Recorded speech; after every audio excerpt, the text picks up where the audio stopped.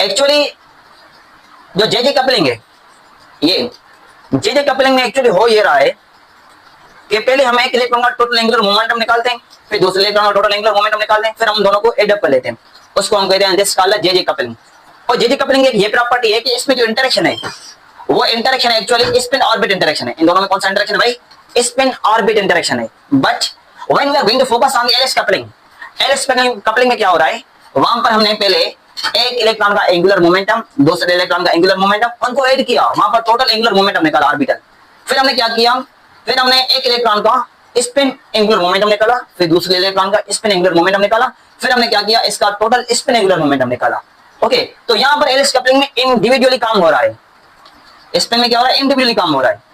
ठीक है, यहां पर क्या हो रहा है, डायरेक्ट स्पिन और ऑर्बिट इंटरेक्शन हो रहा है, ये प्राइमरी डिफरेंस है। So simply we can say that in LS coupling there is electrostatic interaction। यहां पर कौन सा इंटरेक्शन है, इलेक्ट्रोस्टैटिक इंटरेक्शन है।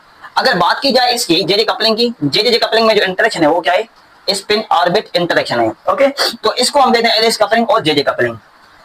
आप इसको ये भी कह सकते हैं this called LS scheme, LS coupling scheme या जे कपलिंग स्कीम, आप इसको इस तरह भी डिफाइन कर सकते हैं। ओके, तो that was the primary difference between J coupling and LS coupling।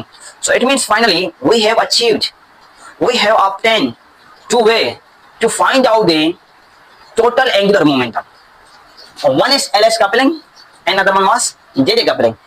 जब दो वैलेंस इलेक्ट्रॉन सिस्टम है तो उसके लिए जो टोटल एंगुलर मोमेंटम है वो हम इन दो वे से, दो पॉसिबल वे से निकाल सकते हैं। एक ये LS कपलिंग, दूसरा हमारे पास JJ कपलिंग।